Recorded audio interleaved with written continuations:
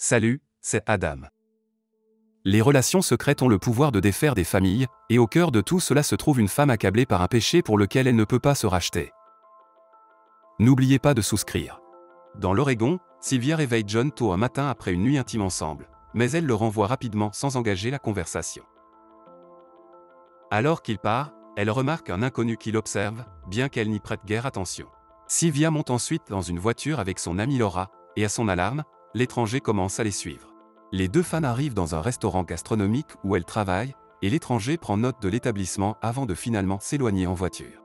Sylvia commence sa journée en vérifiant la cuisine, où John travaille comme l'un des chefs. Elle passe près de lui sans le saluer et s'occupe des clients du restaurant, attirant l'attention d'un homme d'affaires qui y dîne.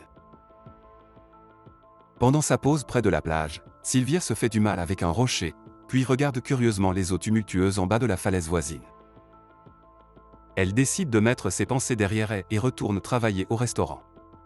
Plus tard, l'homme d'affaires qui avait montré de l'intérêt pour Sylvia lui propose un rendez-vous, et l'étranger reprend sa surveillance, suivant Sylvia jusqu'à chez elle, aux côtés du client avec qui elle avait partagé des moments intimes. Le lendemain, Sylvia apprend qu'un sénateur prévoit de dîner au restaurant, ce qui la stresse. Elle donne rapidement des instructions au chef de cuisine pour préparer l'arrivée de l'invité important. John aborde Sylvia en privé, s'inquiétant de ses activités de la veille, mais elle lui rappelle de ne pas poser de telles questions et se concentre sur leur travail. Après la fermeture, l'homme d'affaires arrive pour venir chercher Sylvia. Cependant, John la confronte à propos de ses liaisons amoureuses, la critiquant pour son comportement. Sylvia réplique qu'il ne peut la juger qu'après avoir quitté sa femme. Leur dispute conduit les hommes à se quereller sur une route déserte, sans se rendre compte que l'étranger est à proximité. Finalement, le rendez-vous de Sylvia décide de mettre fin à leur soirée, la laissant rentrer à pied. Elle décline l'offre de John de la ramener. En marchant, Sylvia croise l'étranger, qui, malgré la barrière de la langue, lui propose de la ramener chez elle, une offre qu'elle accepte. Pendant le trajet en voiture, l'homme se présente sous le nom de Carlos, et Sylvia partage son prénom, suscitant sa curiosité. En arrivant à son appartement, Sylvia invite Carlos à l'intérieur et tente de le séduire, mais à sa grande surprise, il décline ses avances et s'en va. Pendant ce temps, au Nouveau-Mexique, Santiago emmène son frère cadet, Cristobal, dans une caravane brûlée dans une zone isolée.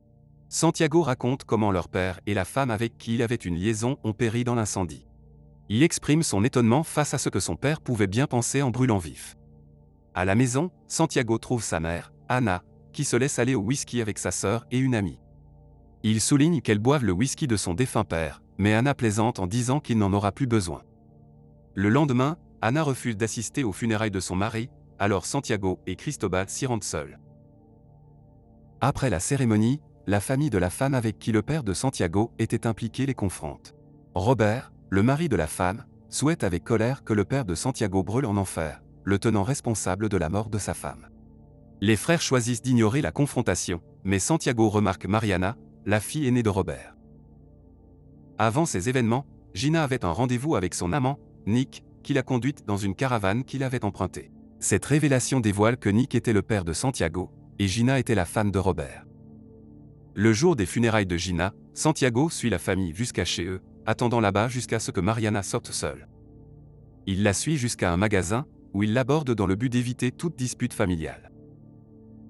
Au lieu de cela, Santiago cherche à en savoir plus sur Gina, espérant comprendre ce qui les a poussés, elle et son père, à choisir l'un et l'autre plutôt que leurs familles respectives. Dans les semaines précédant ces événements, Robert est rentré chez lui plus tôt que Gina ne s'y attendait. En conséquence, elle a inventé des courses à faire seule plus tard, mais son mari a insisté pour l'accompagner. Alors que leur famille se préparait à monter en voiture, Gina prétendit avoir oublié son portefeuille et retourna à la maison. Cependant, Mariana est également revenue pour utiliser les toilettes et a surpris sa mère en train de dire « Je t'aime » au téléphone. Au supermarché, Gina remit la liste de courses à Mariana et demanda les clés de la voiture à son mari pour aller chercher du tissu dans un autre magasin. Méfiante vis-à-vis des actions de sa mère, sa fille aînée observa Gina se dépêcher pour prendre la voiture et partir. Après sa rencontre avec Nick, Gina est revenue tard au supermarché, prétendant que le magasin n'avait pas préparé sa commande. Pendant qu'ils emballaient leurs courses, Mariana ignorait sa mère, déjà consciente de sa tromperie. Après la mort de sa mère, Mariana se remémore le jour où elle rencontre secrètement Santiago pour discuter de leurs parents. En le voyant tirer sur un oiseau avec une fronde, Mariana essaie elle-même et réussit étonnamment. En cuisinant leur proie, Santiago partage qu'il a appris la chasse de son père, ce qui pousse Mariana à lui demander s'il aimait son père. Santiago affirme que oui, et Mariana avoue qu'elle aimait sa mère mais ne l'aimait pas nécessairement. Leur conversation prend une tournure intrigante lorsque Mariana prend leur repas cuit directement du feu, apparemment insensible à la chaleur. Des années plus tard, Santiago, désormais pilote d'épandage agricole, survit à un accident d'avion en pulvérisant des pesticides sur une ferme. Sa fille, Maria, regarde avec angoisse depuis une grange voisine lorsque l'avion s'écrase dans un champ. Elle se précipite pour voir son père blessé, qui est ensuite emmené à l'hôpital. Maria observe anxieusement les médecins s'occuper de lui. Cependant, lorsque Santiago reprend conscience, il demande à parler à son ami plutôt qu'à sa fille. L'ami de Santiago s'avère être Carlos, le même homme qui avait conduit Maria chez elle quelques semaines plus tôt lorsque Santiago lui avait demandé de la ramener auprès de sa mère, Silvia. Initialement, Maria était réticente à l'idée de rencontrer sa mère, car elle ne l'avait jamais rencontrée. Malgré ses réserves, Maria n'avait pas d'autre choix que de quitter la ville avec Carlos. Ils ont réservé une chambre de motel en Oregon, où Maria a demandé des nouvelles de sa mère. Carlos a révélé que Silvia était déjà partie au moment où il avait rencontré Santiago, mais Santiago l'avait recherchée intensivement, croyant que c'était de sa faute si elle était partie. Bien que Maria ait exprimé sa réticence à rencontrer sa mère, Santiago avait insisté. Dans le passé, Gina a surpris Nick en nettoyant leur caravane secrète, bien qu'elle ait exprimé son insatisfaction quant à l'absence d'eau chaude. Pendant leur moment intime, Gina a arrêté les avances de Nick vers sa poitrine, expliquant son inconfort en raison du cancer du sein qu'elle avait combattu 2 ans plus tôt. Malgré ses insécurités, Nick l'a embrassée, la rassurant qu'il ne lui en voulait pas pour ses cicatrices. Lorsque Gina est rentrée chez elle le soir même, Mariana lui a appris que son petit frère avait besoin de points de suture après une blessure. Mariana a mentionné que son frère avait pleuré plus tôt, réclamant sa mère, ce qui a rempli Gina de culpabilité de ne pas avoir été là pour ses enfants. Le lendemain, Gina a fait ses adieux à ses enfants alors qu'ils partaient à l'école. À son insu, Mariana avait des soupçons et a inventé une excuse comme quoi elle avait oublié ses devoirs pour rentrer à la maison. Elle a suivi sa mère à vélo jusqu'à la caravane, où Nick avait installé des bonbonnes de gaz pour fournir de l'eau chaude à leur rendez-vous. Le fait de voir sa mère avec un autre homme a brisé le cœur de Mariana. Dans le présent, Silvia, qui est en fait Mariana, se promène après avoir été rejetée par Carlos, et s'aperçoit qu'il la suit. Elle le confronte et Carlos lui révèle qu'il sait qu'elle est Mariana. Silvia le nie, mais s'arrête lorsqu'il mentionne Santiago et lui montre une photo de Maria, affirmant que Maria est sa fille.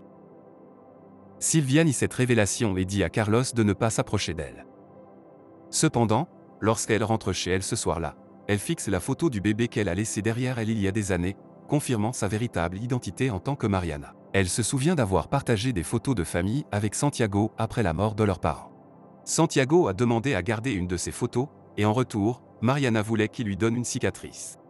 Elle lui a expliqué que cette cicatrice l'aiderait à se souvenir de ce jour, et Santiago a accepté de créer une cicatrice identique sur son bras. Cette nuit-là, Mariana a utilisé un briquet pour se faire une cicatrice, en souvenir de leur temps passé ensemble. Lorsque Santiago s'est inquiété du fait qu'elle se faisait du mal, il a utilisé le même briquet pour se faire une cicatrice sur le bras. Par la suite, Santiago a déposé Mariana chez elle et lui a proposé d'y rester puisque son père n'était pas là.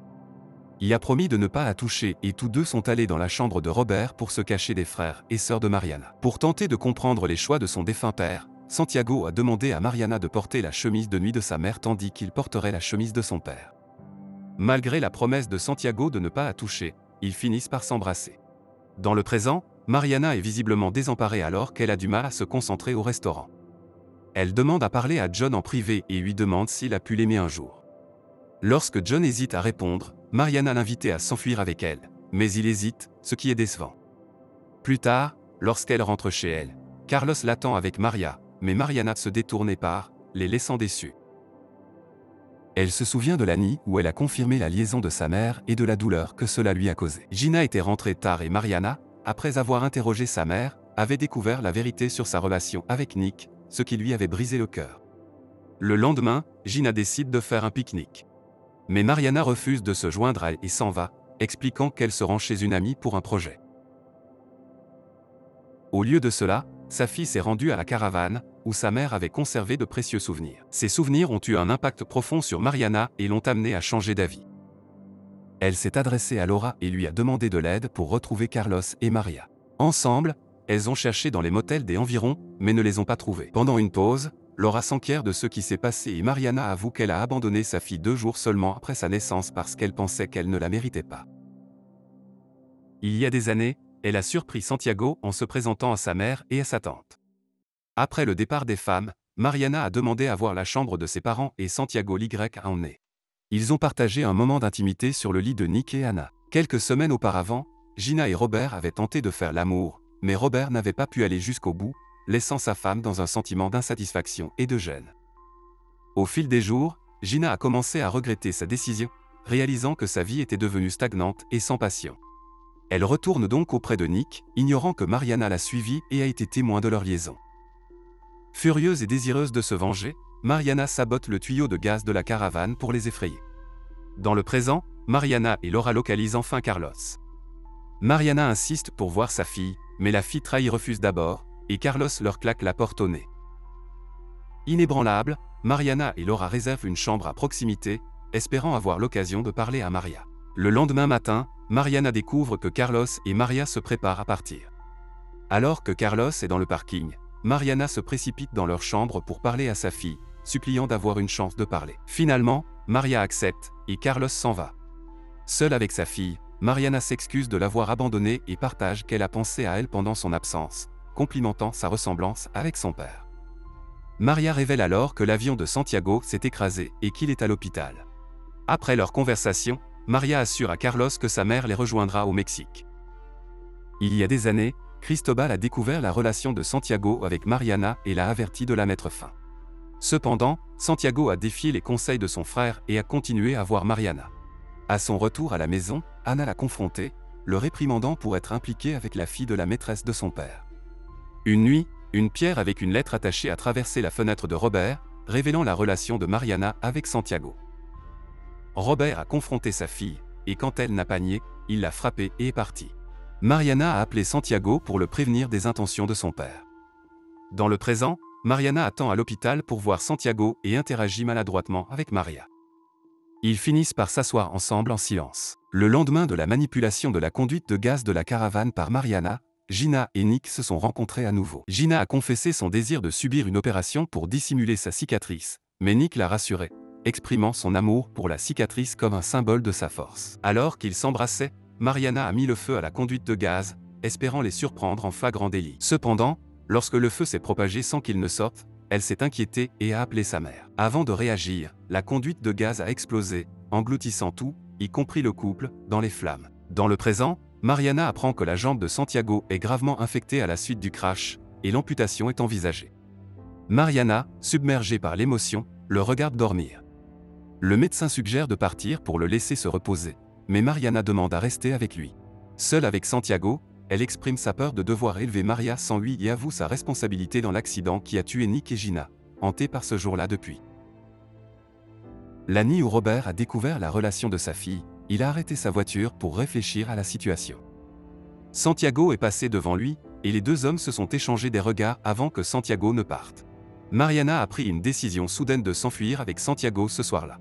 Après avoir rendu visite à Santiago à l'hôpital, Mariana a passé la nuit chez Maria.